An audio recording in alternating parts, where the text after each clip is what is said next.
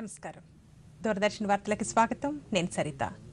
కరోనాను నియంత్రించేందుకు ప్రతి ఒక్కరూ మాస్క్ను తప్పనిసరిగా ధరించాలి. ముక్కు నోరు కప్పి ఉంచేలా సరైన పద్ధతిలో మాస్క్ను ధరించాలి. తరచూ చేతులను శుభ్రం చేసుకోవాలి. వ్యక్తిగత పరిశుభ్రతను పాటిస్తూ భౌతిక దూరాన్ని తప్పక పాటించాలి. అర్హులందరూ వ్యాక్సిన్ వేయించుకోవాలి. నిబంధనలు పాటిద్దాం, కరోనాను జయిద్దాం.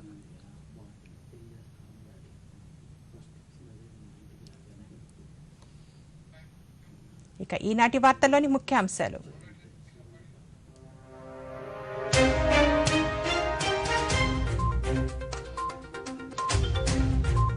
పెట్రోల్ డీజిల్ ధరల తగ్గింపు వివిధ రంగాలపై సానుకూల ప్రభావం చూపుతుందన్న ప్రధాని. ప్రజల జీవన ప్రమాణాలు మెరుగుపడతాయన్న మోదీ. పెట్రోల్ డీజిల్ ధరల తగ్గుదల పట్ల సర్వత్రా హర్షం. నేటి నుంచి దావోస్ లో వరల్డ్ ఎకనామిక్ ఫోరం సదస్సు పాల్గొననున్న ముఖ్యమంత్రి వైఎస్ జగన్మోహన్ రెడ్డి. నేటి నుంచి ప్రధాని జపాన్ పర్యటన. క్వాడ్ దేశాధినేతల సదస్సులో పాల్గొననున్న నరేంద్ర మోదీ. అరుణాచల్ ప్రదేశ్ లో కొనసాగుతున్న కేంద్ర హోంమంత్రి పర్యటన. ఈశాన్య రాష్ట్రాల్లో గడిచిన 50 ఏళ్లలో జరగని అభివృద్ధిని మోదీ పాలనలో చేసి చూపించారన్న అమిత్ షా. ప్రధాని మన్ కీ బాత్ కార్యక్రమం ఈ నెల 29వ తేదీ ఆదివారం ఉదయం 11 గంటలకు తెలుగు అనువాదం వెనువెంటనే దూరదర్శన్ సప్తగిరి, యాదగిరిలో ప్రసారం.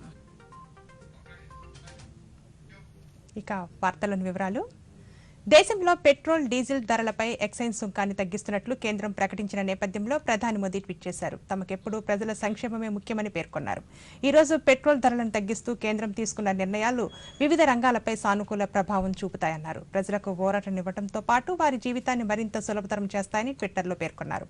ప్రధానమంత్రి ఉజ్వల యోజన కోట్లాది మంది భారతీయులకు, ముఖ్యంగా మహిళలకు ఉపయోగపడుతుందన్న ఆయన సబ్సిడీ ఇస్తూ నేడు తీసుకున్న నిర్ణయం కుటుంబ బడ్జెట్లను సులభతరం చేస్తోందన్నారు.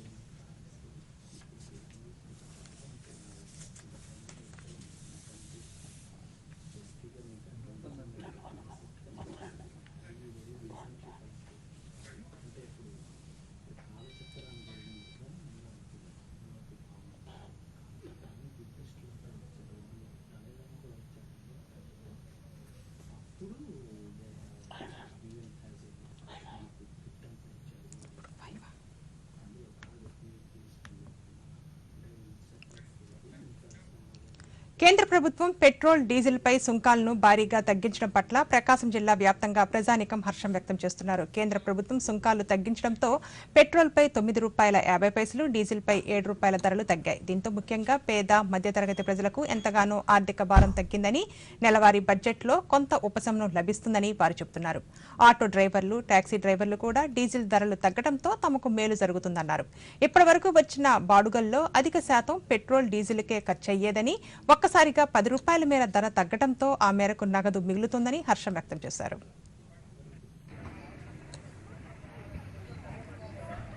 సెంట్రల్ గవర్నమెంట్ నుండి పెట్రోల్ ₹10 తగ్గించడం అనేది చాలా ఆనందంగా ఉంది. సామాన్యుడు, మధ్యతరగతి కుటుంబం వారందరూ కూడా ఈ పెట్రోల్ వ్యవస్థకు సంబంధించి పెరుగుతున్నటువంటి రేట్ల నుండి చాలా ఇబ్బందులకు గురవుతూ ఉన్నారు. కొంతమంది పెట్రోల్ కొట్టించుకోలేని పరిస్థితిలో ఉన్నటువంటి వారు కూడా ఉన్నారు. అటువంటి వారి పరిస్థితుల్ని అర్థం చేసుకొని సెంట్రల్ గవర్నమెంట్ నుండి ₹10 తగ్గించడం అనేది చాలా ఆనందకరమైనటువంటి విషయం. పెట్రోల్ ₹10 తగ్గడం హ్యాపీగా ఫీల్ అవుతున్నాం. అదేవిధంగా ఇంకా తగ్గాలని కోరుకుంటున్నాము. కానీ ఆ యుద్ధం వల్ల రేట్లు పెరిగాయని అన్నారు. అది ఎంతవరకు నిజమో తెలీదు. అంటే ఏది రావాలన్నా మనకి క్రూడ్ ఆయిల్ నుంచి రావాలి. పెట్రోల్ కానీ అమ్ముదాం ఏదైనా తయారవ్వాలంటే క్రూడ్ ఆయిల్ తయారవుతుంది. సో యుద్ధాలు జరగడం అనేది మంచిది కాదు నేను కోరుకుంటున్నాను. కేంద్ర ప్రభుత్వం డీజిల్, పెట్రోల్పై ఈ ఒకేసారి ₹10, ₹7 తగ్గించడాన్ని ఒక సామాన్య మానవుడిగా నేను స్వాగతిస్తున్నాను. అలాగే రాష్ట్ర ప్రభుత్వం కూడా దాన్ని బట్టి ఈ నిత్యావసర సరుకులు, ఈ పెట్రోల్, డీజిల్ రేట్లు కూడా తగ్గిస్తే ఇంకా ప్రజలు బాగా సుఖసంతోషాలతో ఉంటారని కోరుకుంటున్నాను. ఈ డీజిల్ ధర తగ్గిన వల్ల మేము చాలా సంతోషపడుతున్నాము. ఈ రాష్ట్ర ప్రభుత్వం కూడా ఏమన్నా తగ్గిస్తే మేము ఏదన్నా కొంచెం ఇబ్బందికరంగా ఇవన్నీ తీర్చుకుంటాము. ఏదైనా దయచేసి మన ప్రభుత్వం ఈ డీజిల్ ధర రాష్ట్ర ప్రభుత్వం వల్ల తగ్గిస్తే కొంచెం మేము కూడా కొంచెం బాగుపడతాము. నేను ఆటో ఫిల్లింగ్ 20 సంవత్సరాలు సార్. ఇప్పుడు ఆయిల్ పెరంగా అని పెరంగా ఇంకా తోలే డబ్బులు దానికి సరిపోతుంది సార్. డీజిల్ సరిపోతుంది తోలే డబ్బులు. కొద్దిగా తగ్గిన తర్వాత కొద్దిగా న్యాయం అనిపిస్తుంది సార్. కాస్త కొద్దిగా ప్రభుత్వం తగ్గిస్తే ఇంకా బాగుంటుంది సార్. పేద మధ్యతరగతి మహిళలకు కట్టెల పొయ్యి నుంచి వచ్చే పొగ నుంచి విముక్తి కల్పించేలా కేంద్ర ప్రభుత్వం అమలు చేస్తున్న ప్రధానమంత్రి ఉజ్వల యోజన పథకానికి సంబంధించి ఒక్కో గ్యాస్ సిలిండర్పై 200 రూపాయల సబ్సిడీ ఇవ్వడం పట్ల గుంటూరు జిల్లాకు చెందిన ఉజ్వల యోజన లబ్ధిదారులు హర్షం వ్యక్తం చేస్తున్నారు. పెట్రోల్, డీజిల్ రేట్లు తగ్గించడంతో పాటు సిలిండర్ల ధరలను కూడా తగ్గించడం ఎంతో ఊరటనిస్తోందని వెల్లడించారు. జిల్లాలో మహిళల అభిప్రాయాలను మా ప్రతినిధి రవిశంకర్ ప్రత్యక్ష ప్రసారం ద్వారా అందిస్తారు. Ravishankar, over to you.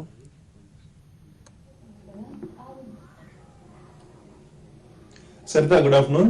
Pakistan నుంచి కూడా మన ఇద్దరికి ఎంతో వైరం ఉన్న పరిస్థితి. అట్లాంటిది పాకిస్తాన్ మాజీ అధ్యక్షుడు కూడా ప్రధానిని ప్రశంసల వర్షంలో ముంచెత్తే విధంగా ఆయన నిర్ణయాలు ఉంటున్నాయి. తాజాగా చూసుకుంటే నిన్న సాయంత్రం కేంద్ర ప్రభుత్వం అనౌన్స్ చేసిన దాని ప్రకారం దాదాపుగా 200 రూపాయలు గ్యాస్ సిలిండర్ మీద, అలాగే 9 రూపాయలకు పైగా పెట్రోల్ మీద, అలాగే 6 రూపాయలకు పైగా డీజిల్ మీద తగ్గించడం అనేది మధ్యతరగతి ప్రజలకు ఎంతో వెసులుబాటుగా ఉంటుంది. దాదాపు ఈ విధమైన తగ్గింపుల వల్ల దేశవ్యాప్తంగా చూసుకుంటే వచ్చే మన ఆర్థిక వనరుల్లో కేంద్ర ప్రభుత్వానికి 1,00,000 కోట్లకు పైగా ఆదాయం తగ్గే అవకాశం ఉంది. అయినా కూడా దాదాపుగా కొన్ని 2014 నుంచి చూసుకుంటే అప్పటికి ఇప్పటికీ దాదాపు 25%కి పైగా ఈ సముద్రధరలు పెరిగిన నేపథ్యంలో ప్రజా శ్రేయస్సే ముఖ్యమని భావిస్తూ ఒక పక్క నుంచి ఎంతో అమెరికా ఒత్తిడి ఉంటున్న, రష్యా యుద్ధం వల్ల అనేకమైన విపత్కర పరిస్థితులు ఎదురైనా కూడా కేంద్ర ప్రభుత్వం తీసుకున్న ఈ నిర్ణయం తమకెంతో ఆనందాన్ని ఇస్తోందని చెప్పి గుంటూరు వాసులు చెప్తున్నారు. ఒక్కసారి వారిని పలకరిద్దాం. నమ్రత గారు, నమస్తే. ఒక్కసారి ఏదైతే ఈ గ్యాస్ సిలిండర్ మీద మనకి 200 రూపాయల సబ్సిడీ ఉందో దాని మీద ఒక ఎడ్యుకేటెడ్ పర్సన్ గా as well as house wife గా మీ ఎక్స్ప్రెషన్ ఒక్కసారి మా దూరదర్శన్ ప్రేక్షకులకు చెప్పండి. యాక్చువల్లీ వీఆర్ వెరీ హ్యాపీ అండి. ఎందుకంటే సామాన్య మధ్యతరగతి కుటుంబాల్లో ఎక్కువ శాతం మహిళలు మొన్న లాస్ట్ 3 years నుంచి కరోనా పీరియడ్ స్టార్ట్ అయిన దగ్గర నుంచి ఎంత బాధలు అనుభవిస్తున్నారో మాకు అందరికీ ఐడియా ఉంది. ఎందుకంటే వాళ్ళకి వచ్చే 20,000 10,000 శాలరీతో ఫ్యామిలీ అంతా రన్ అవ్వాలి. ఇప్పుడు ఈ పరిస్థితుల్లో 200 రూపాయలు అంటే it's a huge amount for women. ఎంతోమంది వాళ్ళ డైలీ వేజెస్తో బతికే వాళ్ళు కూడా ఉన్నారు. అండ్ 12 సిలిండర్స్ ఇలా సబ్సిడీతో 200 రూపాయలు తగ్గించి ఇవ్వడం అనేది ఇట్స్ ఏ హ్యూజ్ ఏమంటారు బిగ్ ఫెస్టివల్ అనుకోవచ్చు. మొన్న ఆ మధ్య పెరిగినప్పుడు ఎన్ని ఇబ్బందులు పడ్డామో మాకు తెలుసు. ఇప్పుడు తగ్గించడం అండ్ యాజ్ వెల్ డీజిల్ రేట్లు, పెట్రోల్ రేట్ కూడా తగ్గించారు. ఆటో ఎక్కాలన్నా భయం వేస్తుంది ఈ డేస్లో. బట్ ఇది మాకు చాలా ఆనందకరమైన విషయం అని చెప్పుకోవచ్చు. Being an advocate, I welcome this kind of. Okay, ఒకవేళ స్టేట్ గవర్నమెంట్ ట్యాక్స్లు అవి కనుక మనం చూసుకుంటే కంపారిటివ్లీ స్టేట్ సెంట్రల్ గవర్నమెంట్లు కొంతమేర పెంచుకుంటూ పోవటం వల్లే దాదాపు మనం సెంచరీ దాటి ముందుకు వెళ్ళిన పరిస్థితులు ఉన్నాయి. దీని మీద రాష్ట్ర ప్రభుత్వాలు కూడా కొంతమేరకు సపోర్ట్ చేస్తే సామాన్య మధ్యతరగతి ప్రజానీకానికి ఇంకా వెసులుబాటు ఉంటుంది అని కేంద్రం అంటుంది. దీని మీద మీరేమంటారు? మాలాంటి ట్యాక్స్ పేయర్స్ అందరూ కట్టే ట్యాక్స్ని ఫ్రీబీస్ రూపంలో ప్రజెంట్ ఉన్న రాష్ట్ర ప్రభుత్వం ఇస్తుంది. అండ్ అదొకటి మాకు నచ్చట్లేదు. టు బీ ఫ్రాంక్, మేము కట్టే ట్యాక్స్ని మా వెల్ఫేర్కి వాడితే బాగుంటుంది, కానీ ఫ్రీబీస్ రూపంలో ఇంకా మధ్యతరగతి వాళ్ళు వాళ్ళ స్థాయిని దించుకొని బ్రతకలేరు. అలా అని పైన ఉన్న వాళ్ళు హ్యాపీగానే ఉంటారు, కింద ఉన్న వాళ్ళు ఫ్రీబీస్ రూపంలో అవన్నీ తీసుకుంటున్నారు. మాలాంటి వాళ్ళు చాలా ఇబ్బంది పడుతున్నారు. ఇది కేంద్ర ప్రభుత్వం మాత్రమే కాదు, రాష్ట్ర ప్రభుత్వం కూడా దీని మీద దృష్టి సారించి కొంచెం ఈ ఫ్రీబీస్ అనేవి తగ్గించేసి అందరి వెల్ఫేర్ గురించి ఆలోచిస్తే బాగుంటుంది. అండ్ వీళ్ళు కూడా కేంద్ర ప్రభుత్వం ఏ స్టెప్ అయితే తీసుకుందో రాష్ట్ర ప్రభుత్వం అదే రకంగా తీసుకొని కొంచెం ట్యాక్స్ అనేది తగ్గించుకుంటే చాలా బాగుంటుందని నా ఆలోచన. చాలా బాగా చెప్పారు. మన మాజీ ప్రధాని వాజ్పేయి మాటలను మీరు గుర్తు చేస్తున్నారు. ఒక్క విద్య, వైద్యం తప్పితే ప్రజలకు ఏది కూడా ఉచితంగా అందించిన అవసరం లేదని చెప్పి ఆయన అప్పట్లో చాలా గట్టిగా చెప్పేవాళ్ళు.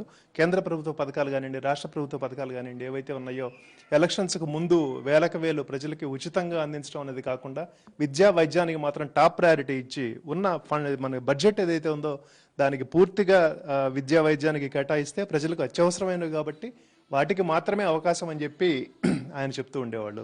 వెరీ గుడ్, వెరీ గుడ్, చాలా బాగా చెప్పారండి.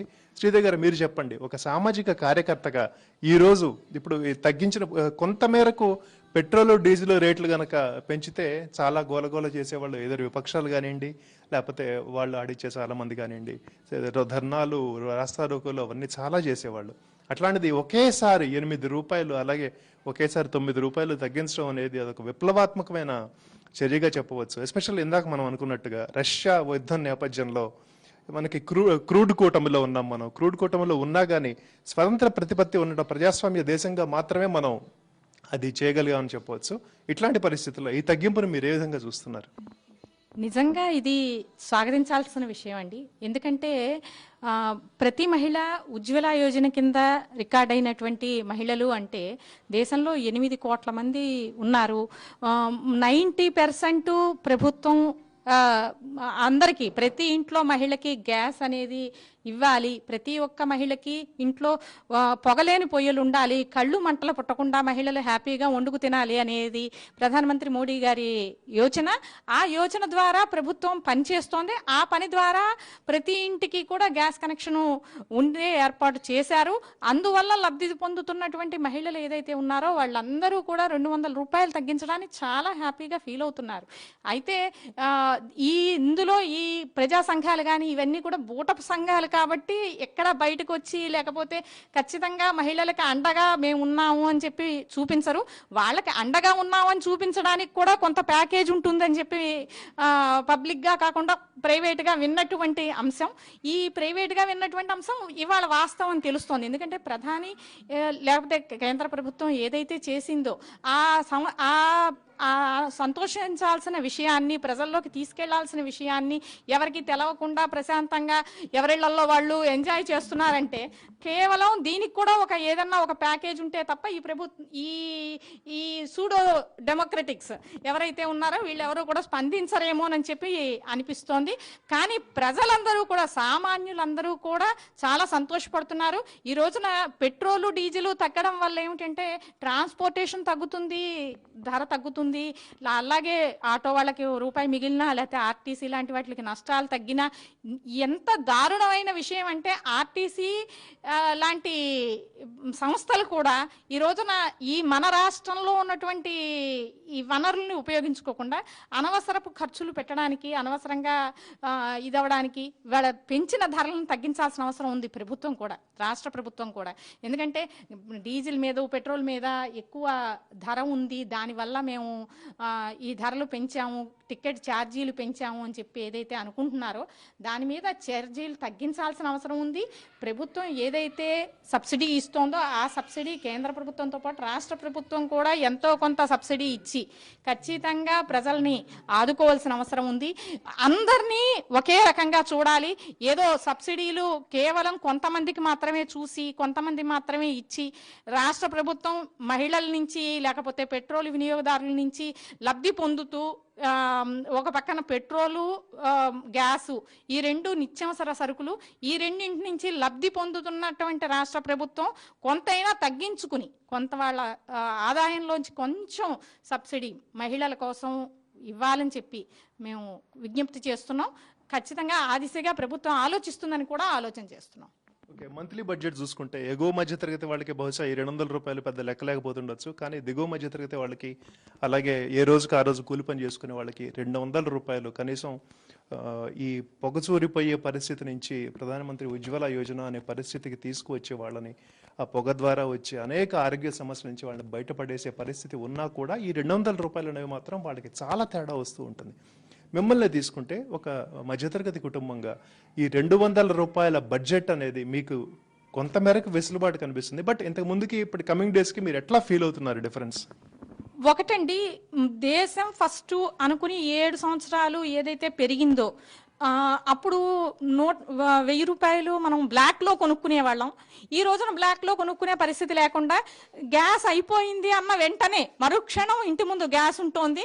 అది డబ్బులు గ్యాస్ వాళ్ళకి మనం బిల్లు రూపంలో చెల్లిస్తున్నాం.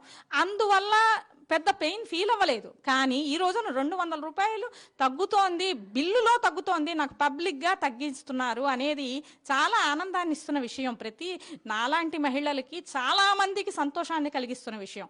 ఇదివరకైతే 1000 రూపాయలు ఏమిటి 2000 రూపాయలు పెట్టి కూడా మనం బ్లాక్లో కొనుక్కోవాల్సిన పరిస్థితి ఉండేది. బాయ్కి ఇవ్వడానికి నాయనా బాబు అని అతన్ని బతిమాలాల్సిన పరిస్థితి ఉండేది. ఈ రోజున ఆ పరిస్థితి లేకుండా బిల్లు రూపంలో 5 నిమిషాల్లో మన ఇంట్లో మన గ్యాస్ దొరుకుతోంది. అందువల్ల ప్రస్తుతం ప్రతి ఒక్కరు కూడా ఆనందిస్తున్నారు. ఈ విషయాన్ని సొసైటీలోకి తీసుకువెళ్ళడంలో కొంత ఆంధ్ర రాష్ట్రంలో, తెలుగు రాష్ట్రాల్లో కొంత ఇబ్బంది ఉందేమో అని నేను భావిస్తున్నాను. ప్రతి ఒక్కరికి కూడా పర్సనల్గా, వ్యక్తిగతంగా మనం డిస్కస్ చేస్తే ప్రతి ఒక్కరూ కూడా ఈ బ్లాక్ మార్కెట్ తగ్గడాన్ని చాలా చాలా సంతోషపడుతున్నారు. ఎక్కడ దొరికినా సరే చాలా ఈజీగా, చాలా తక్కువ, అంటే ఏదైతే బిల్ రేట్ ఉందో గవర్నమెంట్కి ఏదైతే పే చేస్తున్నామో ఆ బిల్ రేటుకి అది తెచ్చినందుకు అతని కూలిగా ఏమన్నా, అది కూడా కరెక్ట్ కాదు, అది కూడా తప్పే.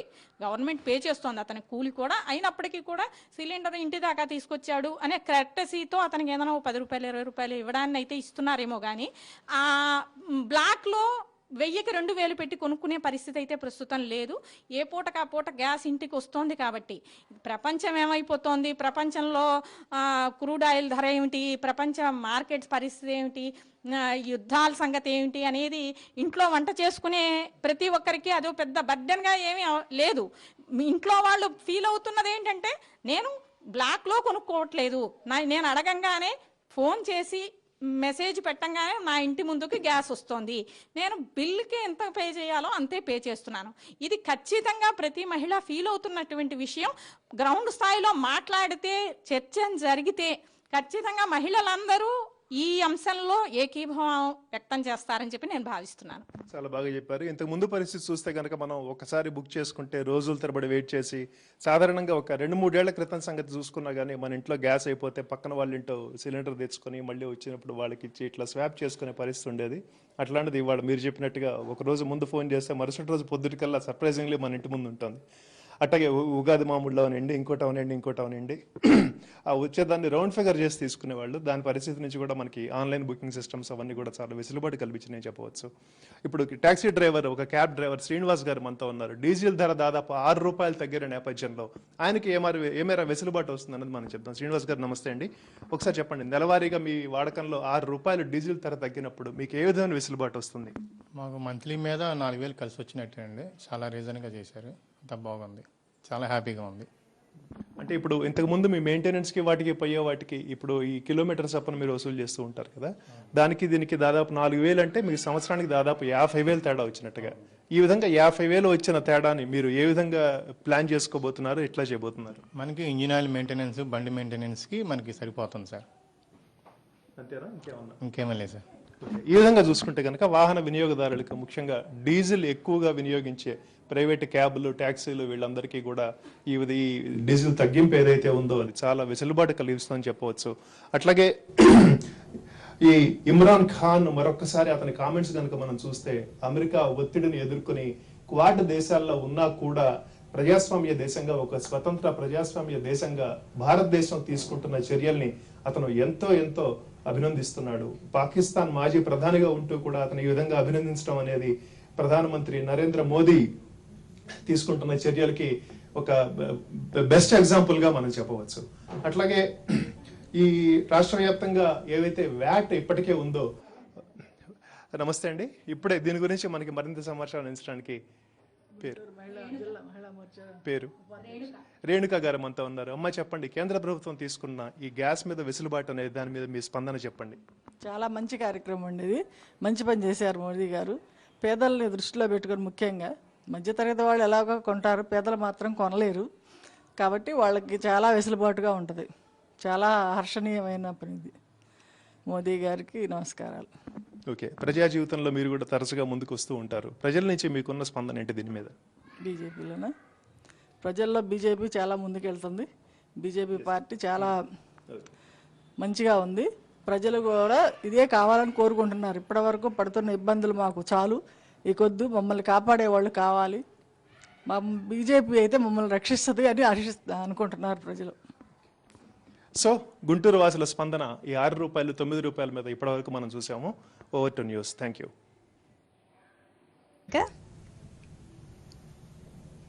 పెట్రోల్ డీజిల్తో పాటు గ్యాస్ ధరలు తగ్గిస్తూ కేంద్ర ప్రభుత్వం తీసుకున్న నిర్ణయంపై ఉమ్మడి పశ్చిమ గోదావరి జిల్లా కార్మిక సంఘాల నేతలు ప్రజలు హర్షం వ్యక్తం చేస్తున్నారు.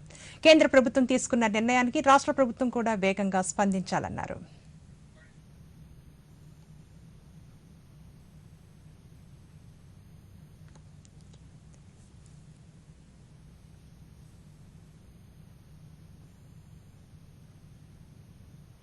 కేంద్ర ప్రభుత్వం ఎక్సైజ్ సుంకాన్ని 6% తగ్గించింది.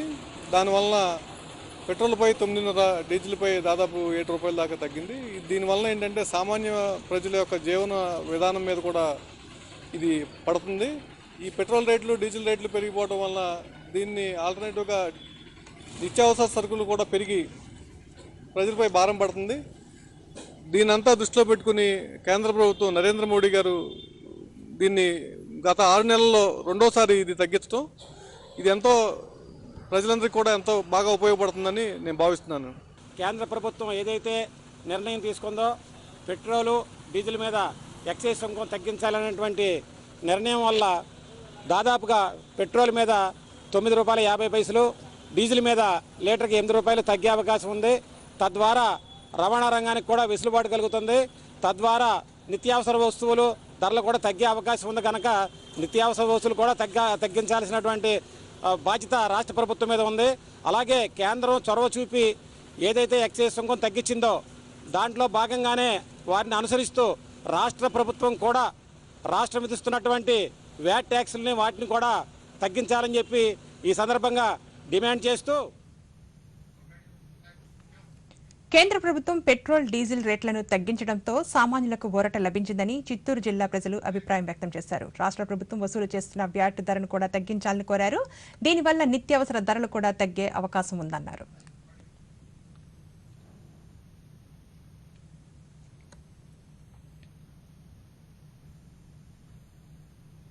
భారతదేశంలో ఈరోజు దేశవ్యాప్తంగా పెట్రోల్ ధరలు కావచ్చు, అదేవిధంగా గ్యాస్ ధరలు కావచ్చు, నిర్మాణ రంగానికి సంబంధించిన ముడి సరుకుల ధరలు కావచ్చు, ఈరోజు కేంద్ర ప్రభుత్వం నరేంద్ర మోడీ గారి నాయకత్వంలో కేంద్ర ప్రభుత్వం తగ్గించడాన్ని మేము వారికి ధన్యవాదాలు తెలియజేస్తున్నాం.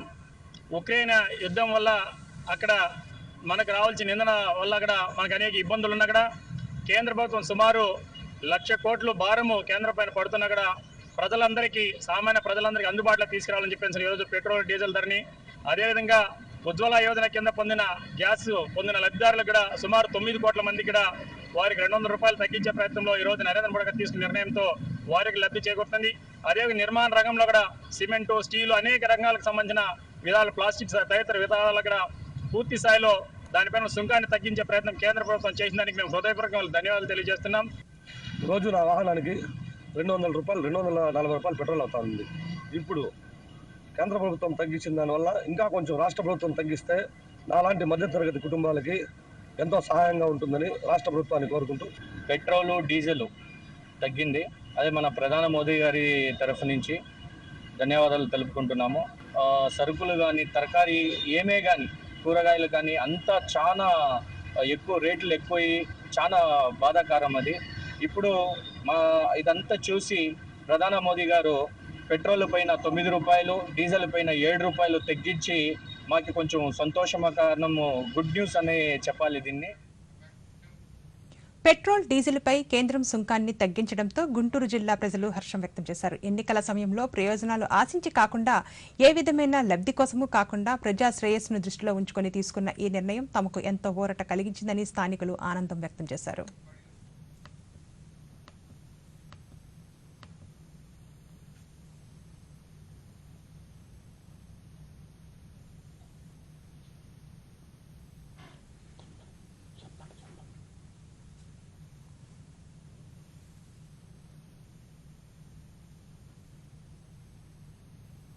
ఇవాళ ఒక చాలా గొప్ప సంచలనాత్మక నిర్ణయం కేంద్ర ప్రభుత్వం తీసుకున్నట్టు ఈ నిర్ణయం నిజంగా యావత్ భారతదేశంలో ప్రజలందరినీ కూడా, ప్రజానికాన్ని అందరినీ కూడా చాలా ఆనందోత్సాహాల్లో ఉంచడం జరిగింది. ఎందుకంటే ఇవాళ డీజిల్ మీద 6 రూపాయలు తగ్గటం, అలాగే పెట్రోల్ మీద 8 రూపాయల నుంచి తగ్గటం, అలాగే ఈ రెండు వల్ల ఏమైతుందంటే ప్రత్యక్షంగా వాహనదారుకి చాలా వెసులుబాటు కలగటమే కాకుండా పరోక్షంగా గోల్డ్ అనేటువంటి వస్తువులన్నింటిలో మనం వాడే వినిమయ వస్తువులన్నింటిలో కూడా ఆకుకూరల దగ్గర నుంచి మనం వాడే ప్రతి నిత్యావసర వస్తువులన్నీ కూడా ప్రతిదీ పెట్రోల్తో ముడిపెట్టి.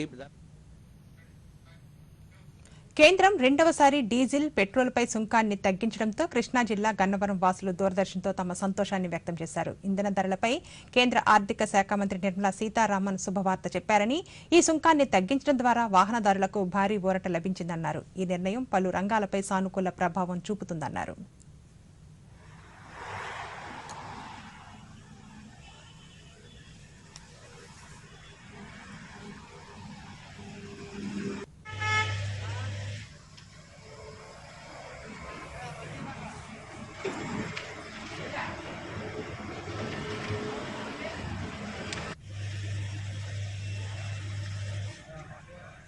So first of all, thanks to Modi government. Thank you so much. Vote for the Modi government because ఈ నైట్ నుంచి పెట్రోల్ అండ్ డీజిల్ రేట్స్ తగ్గిస్తున్నందుకు నేను చాలా హ్యాపీగా ఫీల్ అవుతున్నాను. సో పెట్రోల్ డీజిల్ తో పాటు గ్యాస్ ధరలు తగ్గిస్తూ కేంద్ర ప్రభుత్వం చేసిన ప్రకటనపై హర్షం వ్యక్తం చేస్తున్నారు తిరుపతి వాసులు. ధరల పెరుగుదలతో ఇబ్బంది పడుతున్న తమకు కేంద్ర ప్రభుత్వం ఈ నిర్ణయం ప్రకటించడంతో తమకు ఎంతో ఊరటనిచ్చిందని అన్నారు. సామాన్య ప్రజలకు ఇది తీపి కబురని చెప్పారు.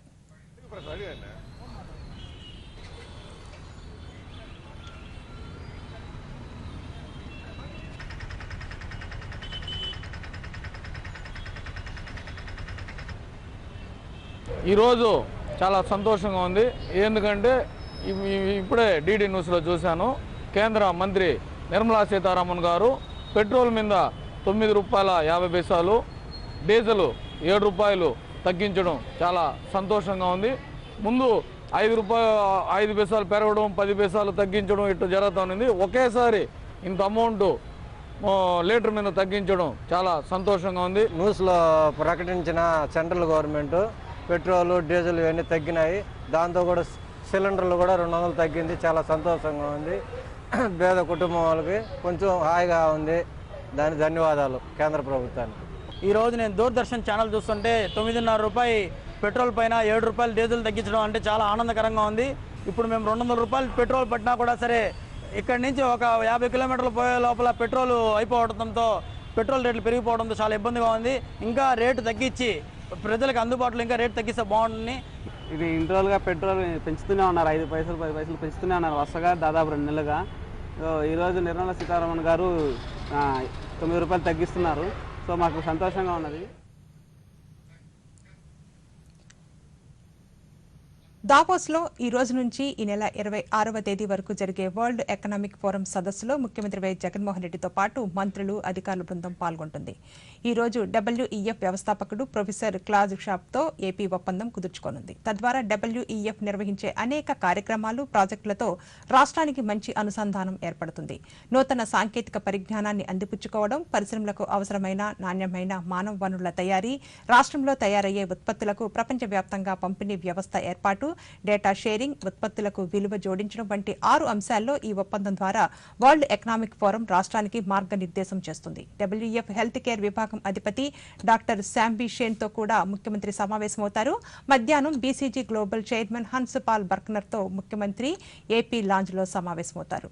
సాయంత్రం WEF కాంగ్రెస్ వేదికలో జరిగే వెల్కమ్ రిసెప్షన్ లో సీఎం పాల్గొంటారు.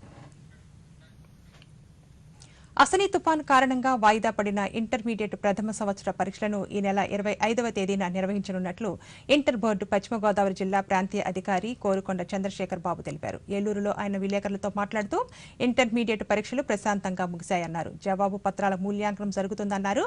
1000 మంది సిబ్బంది విధులు నిర్వహిస్తున్నారని తెలిపారు. ఉమ్మడి పశ్చిమ గోదావరి జిల్లాకు 4,47,000 పత్రాలు కేటాయించినట్లు చెప్పారు. 109 పరీక్షా కేంద్రాల్లో చాలా ప్రశాంతంగా జరుగుతున్నాయి. ఆల్మోస్ట్ ఆల్ ముగింపు దశకు వచ్చినాయి. మనకి రేపు 25వ తారీఖున మన అసనీ తుఫాను కారణంగా పోస్ట్పోన్ అయినటువంటి ఎగ్జామ్ ఒకటి జరగబోతుంది. దాంతో మనకి ఇంటర్మీడియట్ పరీక్షలు పూర్తవుతున్నాయి. మొత్తం 109 పరీక్షా కేంద్రాల్లోనూ బోర్డు వారి నియమ నిబంధనలకు లోబడి ప్రతి పరీక్షా కేంద్రంలోనూ సీసీ కెమెరాల పర్యవేక్షణలో, అదేవిధంగా ప్రతి పరీక్షా కేంద్రాన్ని నో సెల్ ఫోన్ జోన్గా ప్రకటించి పరీక్షలు పగడ్బందీగా జరపడం జరిగింది. చాలా ప్రశాంతంగా పరీక్షలు జరిపాం. అలాగే 25వ తారీఖున జరగవలసిన పరీక్ష కూడా బోర్డు నిబంధనలకు లోబడి మరి అన్ని పరీక్ష పకడ్బందీగా నిర్వహించడానికి పటిష్టమైన చర్యలన్నీ తీసుకోవడం జరిగినది. సాంస్కృతిక వారసత్వాన్ని నలుదిశలా వ్యాప్తి చేస్తూ జీవసేవయే శివసేన అనే విధంగా అనేక సేవల్లో తరిస్తున్న శ్రీ దత్త పీఠాధిపతి గణపతి సచ్చిదానంద స్వామి సదా ప్రేరణమూర్తి అని ప్రధానమంత్రి నరేంద్ర మోదీ అన్నారు. గణపతి సచ్చిదానంద స్వామి 80వ జన్మదినోత్సవాన్ని పురస్కరించుకొని మోదీ వీడియో కాన్ఫరెన్స్ ద్వారా ఆయనకు శుభాకాంక్షలు తెలిపారు. సచ్చిదానంద వంటి సంతుల వల్ల జీవన ప్రమాణాలు గతి తప్పకుండా నిలుస్తున్నాయని, దేశ సంస్కృతి సాంప్రదాయాలకు గౌరవం పెరుగుతోందన్నారు. ప్రాచీన పరంపరను కొనసాగిస్తూనే విశ్వవ్యాప్తంగా సంతరించుకుంటున్న ఆధునిక పరిణామాలను కూడా నేటి యువతకు ఆదర్శవంతంగా ఉండేలా స్వామీజీ చేస్తున్న సేవలు అనిర్వచనీయమని ప్రధాని ప్రశంసించారు. సబ్కా సాత్ మంత్రాన్ని నేడు మనం చెప్పుకోవడం వెనుక గణపతి సచ్చిదానంద స్వామీజీ లాంటి సంతులు సంకల్పించిన అనేక ఆలోచనల విధానాలు ఉన్నాయని ప్రధాని తెలిపారు. प्रेरित होकर आप सभी जो कार्य कर रहे हैं उसमें एक कड़ी और जुड़ी है. आज एक और मंदिर का लोकार्पण भी हुआ है. साथियों, हमारे शास्त्रों में कहा गया है परोपकाराय सताम विभूतयः, अर्थात संतों की, सज्जनों की विभूति परोपकार के लिए ही होती है. థామస్ కప్, ఊబర్ కప్ ప్రపంచ ఛాంపియన్షిప్ కైవసం చేసుకుని తిరిగి వచ్చిన భారత బ్యాడ్మింటన్ బృందంతో ప్రధానమంత్రి నరేంద్ర మోదీ నేడు భేటీ అయ్యారు. ఈ బృందం దేశ క్రీడా రంగంలో ఒక కొత్త చరిత్ర సృష్టించిందని, భవిష్యత్ తరాలకు స్ఫూర్తివంతంగా నిలిచారని మోదీ ప్రశంసించారు. ఈ భేటీలో భారత కోచ్ పుల్లెల గోపీచంద్తో పాటు పోటీలో పాల్గొన్న క్రీడాకారులు లక్ష్యసేన్, కిదాంబి శ్రీకాంత్, ప్రణయ్, ఉన్నతి హుడా తదితరులను ప్రధాని పేరు పేరున పలకరిస్తూ వారితో కాసేపు ముచ్చటించారు. चैंपियन इंडोनेशिया को हराकर ये खिताब अपने नाम किया था. मैं पहले तो आभार व्यक्त करता हूं क्योंकि मैंने उसको टेलीफोन पे कहा था बधाई देते समय कि भाई मैं तेरे से बाग मिठाई खाऊंगा और वो आज लेकर के आया तो उसने याद रखा. हाँ, लक्ष्य बताइए. जी नमस्ते सर. मैं यूथ ओलंपिक में जब मैं मेडल जीता था तब मैं आपसे मिला था और आज दूसरी बार मिल रहा हूँ, तो मैं यही कहना चाहूँगा कि मैं ऐसे ही मतलब जब आप मिलते हैं तो हमारा काफ़ी हम लोग मोटिवेटेड फील करते हैं वो फ़ोन कॉल के बाद भी, और जब भी आप मिलते हैं तो मैं यही चाहूँगा कि मैं ऐसे ही इंडिया के लिए मेडल जीतता रहूँ और आपसे मिलता रहूँ और बाल मिठाई लाता रहूँ. क्योंकि वो एवरी प्लेयर का एक ड्रीम होता है सर कि वर्ल्ड में बेस्ट बनना है, और थॉमस कप ऐसा टूर्नामेंट है जो टीम 10 लोग मिलके एक टीम जैसे बन के खेलना है. ये एक ड्रीम है सर, क्योंकि इसके पहले इंडिया थॉमस कप में कभी हम मेडल भी नहीं जीता है सर, और हमको इस साल ये एक बड़ा अपॉर्चुनिटी था क्योंकि हम सब अच्छे खेल रहे थे. तो ये दोनों ड्रीम है सर और दोनों फुलफिल हुआ सर मेरे लिए, तो बहुत अच्छा लगा. ये बात सही है कि पहले थॉमस कप में हम इतने पीछे रहते थे कि देश में इस प्रकार के टूर्नामेंट की चर्चा भी नहीं होती थी. लोगों को पता भी नहीं होता था कि कोई इतनी बड़ी टूर्नामेंट हो रही है, और इसलिए जब लोगों को खबर पहुंची तो मैंने आपको फोन पर भी कहा था कि शायद हिंदुस्तान में 4-6 घंटे लगेंगे कि आप लोगों ने क्या प्राप्त किया है. अजय श्रीकांत, मैं पूरे देश की तरफ से आपको और आपकी पूरी टीम को बहुत बधाई देता हूं, क्योंकि दशकों बाद आपने भारत का झंडा गाड़ा है. ये छोटी घटना नहीं है. Thank you sir, thank you. एक खिलाड़ी के तौर पर और उसमें भी एक कप्तान के तौर पर लास्ट मोमेंट कितना प्रेशर रहा होगा इसका मैं भली भांति अंदाज कर सकता हूं, लेकिन बड़े धैर्य के साथ पूरी टीम को साथ लेकर के आपने जो देश को गौरव दिलाया है, मैं आपको फिर से एक बार टेलीफोन पर तो बधाई दी थी, लेकिन मैं फिर से एक बार रूबरू में बधाई देकर के खुद आनंद ले रहा हूं. Thank you so much. Quad శిఖరాగ్ర సదస్సులో పాల్గొనేందుకు జపాన్ వెళ్తున్న ప్రధాని మోదీ వివిధ దేశాల అధినేతలతో పాటు వ్యాపారవేత్తలు, భారత సంతతికి చెందిన ప్రజలతోనూ సమావేశం కానున్నారు. సమయంలో 23 కార్యక్రమాల్లో మోదీ పాల్గొంటారని తెలుస్తోంది. అమెరికా అధ్యక్షుడు జో బైడెన్, ఆస్ట్రేలియా, జపాన్ ప్రధానమంత్రులతో నిర్వహించే ద్వైపాక్షిక భేటీలతో పాటు వ్యాపారవేత్తలు, దౌత్యాధికారులు, భారత సంతతి ప్రజలు నిర్వహించే కార్యక్రమాలు వీటిలో ఉన్నాయి. మోదీ ఒక రాత్రి టోక్యోలో, మరో 2 రాత్రులు విమాన ప్రయాణంలో ఉంటారని అధికార వర్గాలు వెల్లడించాయి. జపాన్ ప్రధాని కిషిదా ఆహ్వానం మేరకు టోక్యో వెళ్తున్న నరేంద్ర మోదీ ఈ నెల 24వ తేదీన జరిగే క్వాడ్ నేతల 3వ సదస్సులో పాల్గొంటారని విదేశీ వ్యవహారాల మంత్రిత్వ శాఖ తెలిపింది. ఇండో పసిఫిక్ ప్రాంత పరిణామాలు, సమకాలీన అంతర్జాతీయ సమస్యలు, క్వాడ్ దేశాల ఉమ్మడి అంశాలపై అగ్రనేతలు పరస్పరం తమ అభిప్రాయాలను పంచుకునేందుకు, భవిష్యత్తు కార్యాచరణ రూపొందించుకునేందుకు ఈ సదస్సు అవకాశం కల్పించనుంది. ఈశాన్య భారతంలో గడిచిన 50 ఏళ్లలో జరగలేని అభివృద్ది నరేంద్ర మోదీ తన పాలనలో చేసి చూపించారని కేంద్ర హోంమంత్రి అమిత్ షా తెలిపారు. అరుణాచల్ ప్రదేశ్లో 2 రోజుల పర్యటనలో భాగంగా హోంమంత్రి అమిత్ షా సుమారు 786 కోట్ల రూపాయలతో చేపట్టిన వివిధ అభివృద్ది కార్యక్రమాల శంకుస్థాపనలు, ప్రారంభోత్సవాల్లో పాల్గొన్నారు. నామ్సాయిలోని బుద్ధుడి స్వర్ణ ఆలయంలో జరిగిన ప్రత్యేక ఆరాధన కార్యక్రమంలో కేంద్ర హోంశాఖ మంత్రి పాల్గొన్నారు. ఈ సందర్భంగా అమిత్ షా మాట్లాడుతూ దేశంలోనే అందమైన ప్రాంతం అరుణాచల్ ప్రదేశ్ అభివృద్దికి కేంద్రం ఎప్పుడూ ముందుంటుందని అన్నారు. ఈశాన్య రాష్ట్రాల్లో ఎన్నో ఏళ్లుగా అపరిష్కృతంగా ఉన్న వివిధ సమస్యలను ఒక్కొక్కటిగా పరిష్కరించుకుంటూ వస్తున్నామని ఆయన తెలిపారు. लॉ एंड ऑर्डर को स्वस्थ और शांति प्रदान करने के लिए, इंफ्रास्ट्रक्चर को बढ़ाने के लिए, अरुणाचल के विकास को आगे बढ़ाने के लिए पेमा खांडू और नरेंद्र मोदी जी की डबल इंजन सरकार ने 50 साल में नहीं हुआ, वो 8 साल के अंदर करने का काम किया है. ఉత్తరప్రదేశ్లోని సిద్ధార్థ నగర్ వద్ద ఘోర రోడ్డు ప్రమాదం జరిగింది. ఆగి ఉన్న ట్రక్కును అతివేగంగా వచ్చిన బొలెరో వాహనం ఢీకొట్టింది. ఈ ఘటనలో 8 మంది దుర్మరణం చెందగా మరో 4 తీవ్రంగా గాయపడ్డారు. క్షతగాత్రులను సిద్ధార్థ నగర్ జిల్లా ప్రభుత్వ ఆసుపత్రికి తరలించారు. గాయపడ్డ వారిలో ఒకరి పరిస్థితి విషమంగా ఉందని వైద్యులు తెలిపారు. ప్రమాదంలో బొలెరో వాహనం పూర్తిగా ధ్వంసమైంది. మితిమీరిన వేగానికి తోడు డ్రైవర్ నిద్రే ప్రమాదానికి కారణమని పోలీసు అధికారులు అనుమానిస్తున్నారు. ఈ ఘటనపై ప్రధాని నరేంద్ర మోదీ విచారం వ్యక్తం చేశారు. మృతుల కుటుంబాలకు 2 లక్షల రూపాయలు, క్షతగాత్రులకు 50,000 రూపాయల చొప్పున ఎక్స్గ్రేషియా ప్రకటించారు. ఘటన పట్ల దిగ్భ్రాంతిని వ్యక్తం చేసిన ముఖ్యమంత్రి యోగి ఆదిత్యనాథ్ బాధితులు త్వరగా కోలుకోవాలని ఆకాంక్షించారు. ఆధునిక భారత పితామహుడిగా పేరు పొంది ఆనాటి సమాజంలో దురాచారాలను రూపుమాపడానికి కృషి చేసిన రాజా రామ్మోహన్ రాయ్ సంఘ సంస్కర్తగా అనేక సాంఘిక దురాచారాలను తొలగించేందుకు శ్రమించారు. 1774 మే 22న బెంగాల్లో జన్మించిన రాజా రామ్మోహన్ రాయ్ దేశంలో మూఢనమ్మకాలను వ్యతిరేకించి నవభారత నిర్మాణానికి నాంది పలికారు. దేశంలో ఆంగ్ల విద్యా విధానాన్ని ప్రవేశపెట్టేందుకు కృషి చేశారు. 1828లో బ్రహ్మసభను స్థాపించగా అనంతర కాలంలో అది బ్రహ్మ సమాజంగా రూపుదిద్దుకుంది. భారతీయ సామాజిక మత సంస్కరణోద్యమంలో ఇది కీలక పాత్ర పోషించింది. నాటి సమాజంలోని సతీ సహగమన దురాచారాన్ని రూపుమాపేందుకు పోరాడారు. భర్తతో పాటే భార్యను కూడా చితిపై బలవంతంగా సజీవ దహనం చేసే దురాచారాన్ని బ్రిటిష్ ప్రభుత్వం రద్దు చేయడంలో రాజా రామ్మోహన్ రాయ్ కీలక పాత్ర అని చెప్పాలి. వితంతుల పునర్వివాహాలు జరిపించడంతో పాటు స్త్రీ విద్య కోసం ఆయన విశేష కృషి చేశారు. బాల్యంలోనే పాట్నా వెళ్లి పర్షియన్, అరబిక్ భాషలను అవపోసన పట్టారు. బెనారస్లో సంస్కృతం నేర్చుకోవడంతో పాటు ఖురాన్, వేదాలు, ఉపనిషత్తులతో పాటు ఆంగ్ల భాషలు నేర్చుకున్నారు. ఇంగ్లీష్ నేర్చుకోవడం వల్ల ఈస్ట్ ఇండియా కంపెనీలో ఉద్యోగం పొందడంతో పాటు ఆ భాష వల్ల శాస్త్రీయ దృక్పథం అలవడుతుందని భావించి మన దేశంలో కూడా ఆంగ్ల విద్యను ప్రవేశపెట్టేందుకు కృషి చేశారు. బ్రిటన్ పర్యటనలో ఉన్న సమయంలో అస్వస్థకు గురై 1833 సెప్టెంబర్ 27న బ్రిస్టల్ నగరంలో తుది శ్వాస విడిచారు.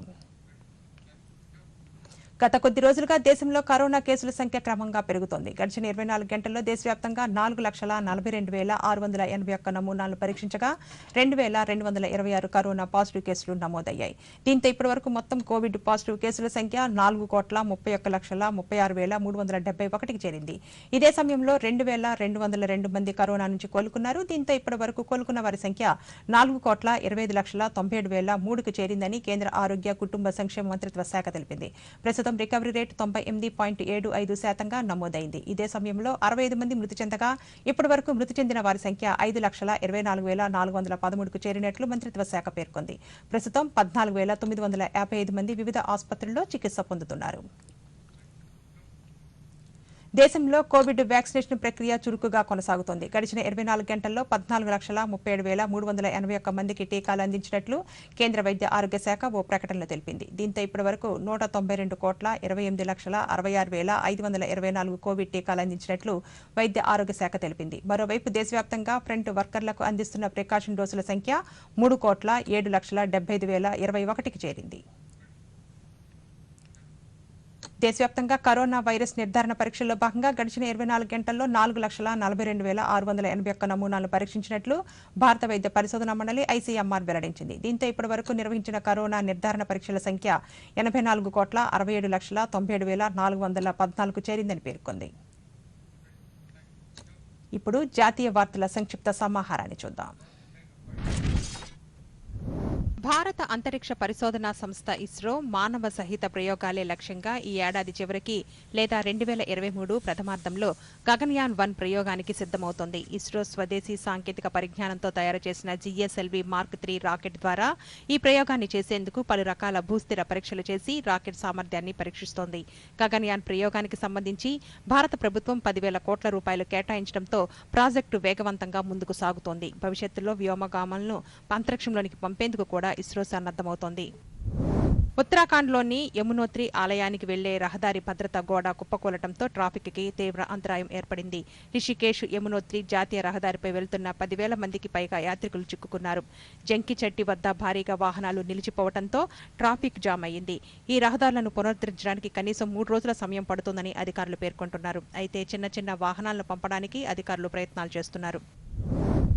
రైల్వే ప్రయాణికులు 139 టోల్ ఫ్రీ నంబర్ను ఉపయోగించుకోవాలని రైల్వే సలహా కమిటీ సూచించింది.